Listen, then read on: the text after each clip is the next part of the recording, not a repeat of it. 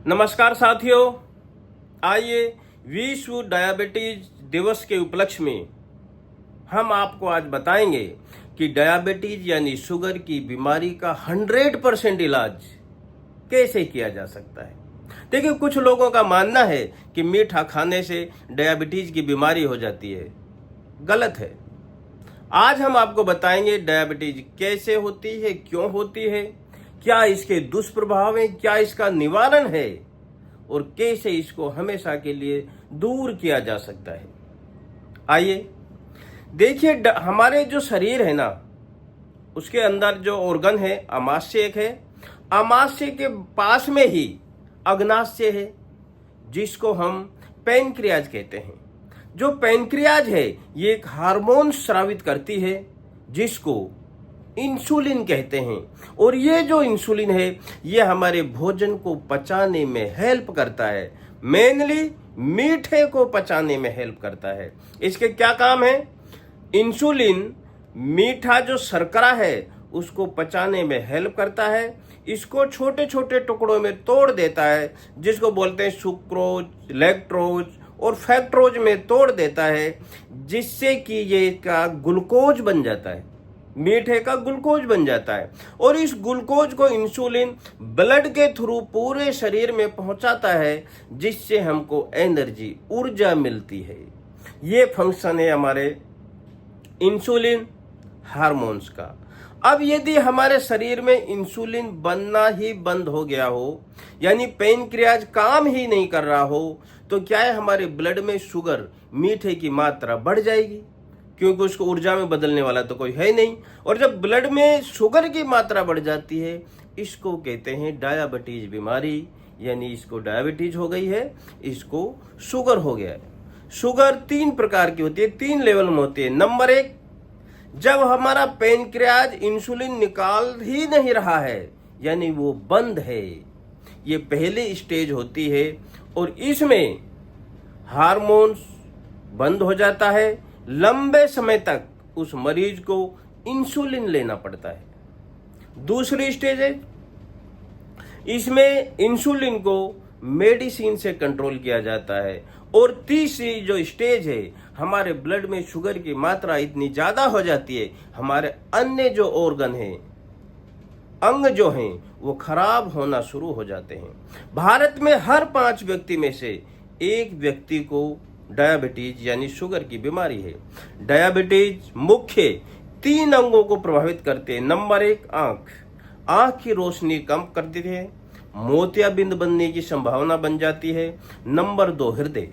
Sugar वाले मरीज को हार्ट अटैक की संभावना 3 गुना तक बढ़ जाती है।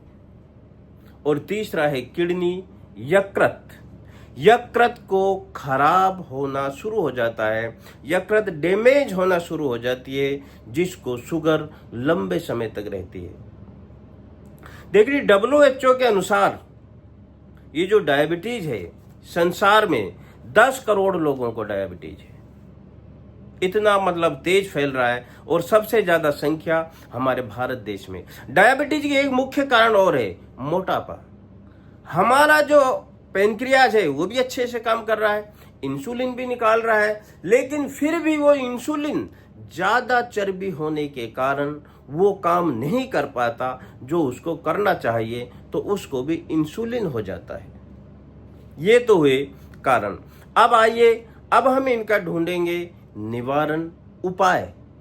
उपाय मुख्य 3 हैं: डाइटिंग, एक्सरसाइज, मेडिसिन। डाइटिंग में हमें क्या सावधानी रखनी है? सबसे पहले नाश्ते में मेथी दाना, मूंग, काला चना भिगो दें, शाम को सवेरे खाएं 1 गिलास दूध के साथ। 10 बजे एक फीकी चाय लें। दोपहर को खाने में 3-4 चपाती, 1 प्याली दाल, सलाद, खीरा, टमाटर, गाजर, बंद गोभी मस्ती से खाएं।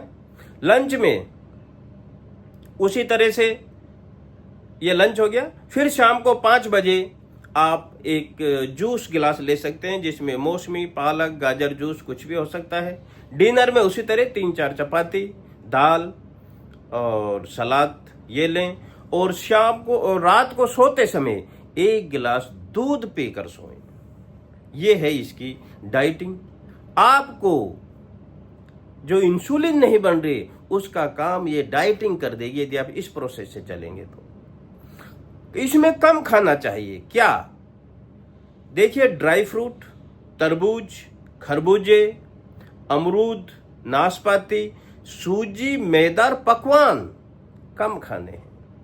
और खूब क्या खाने हैं, जिसमें कोई पाबंदी है, जितना इच्छा उतना खाओ। उसमें पनीर, टमाटर, खीरा, ककड़ी, मूली, सरसों, पालक, जामुन, करेला, मेथी, ग्वारफली, अन्य हरी सब्जियां और रेशेदार जो भी पदार्थ हैं वो सभी आप खा सकते हैं। लेकिन जो बिल्कुल नहीं खाने हैं, जो पैनक्रियाज पे इफेक्ट डालते हैं, वो हैं चीनी, मिठाई, जैम, शहद, चॉकलेट, मीठा अचार, मुरब्बा, केक, मीठे बिस्किट, कुल्फी, पेस्ट्री, केला, चीकू, अंगूर, अनार, आम, लीची, आलू, चावल, शकरकंदी, घी और मक्खन नहीं खाना है। ये आपके जो शर्करा को ग्लूकोज में बदलते हैं उसकी क्षमता को कम करते हैं। ब्लड में चिकनाई होने से ऊर्जा कम बन पाती है। और खाना पकाने में जो तेल यूज करना है वो यूज करना है सरसों का तेल। जिसको भी डायबिटीज है उसके लिए 100% इलाज आपको आज हम बता रहे हैं। आपको कुछ नहीं करना होगा। देखिए, जिस बच्चों को डायबिटीज होती है ना, वो भी नॉर्मल बच्चों से कम नहीं होते। उनसे बराबर ही टैलेंट उनमें होता है, दिमाग बराबर होता है, खेल में भी बहुत आगे जा सकते हैं। ये दिमाग से निकाल देना कि डायबिटीज से आदमी अपंग हो जाता है। बस इस तरह का प्रोसेस उसको अपने जीवन में अपनाना है। अब आता है एक्सरसाइज। एक्सरसाइज में क्या करना है? डेली मॉर्निंग में आधा घंटा मॉर्निंग वॉक करना है, 5 days इन वीक। एक सप्ताह में 5 दिन भी यदि आप मॉर्निंग वॉक करेंगे तो चलेगा। डांसिंग, स्विमिंग, बाइकिंग, जॉगिंग, जो भी आपकी इच्छा है करिए।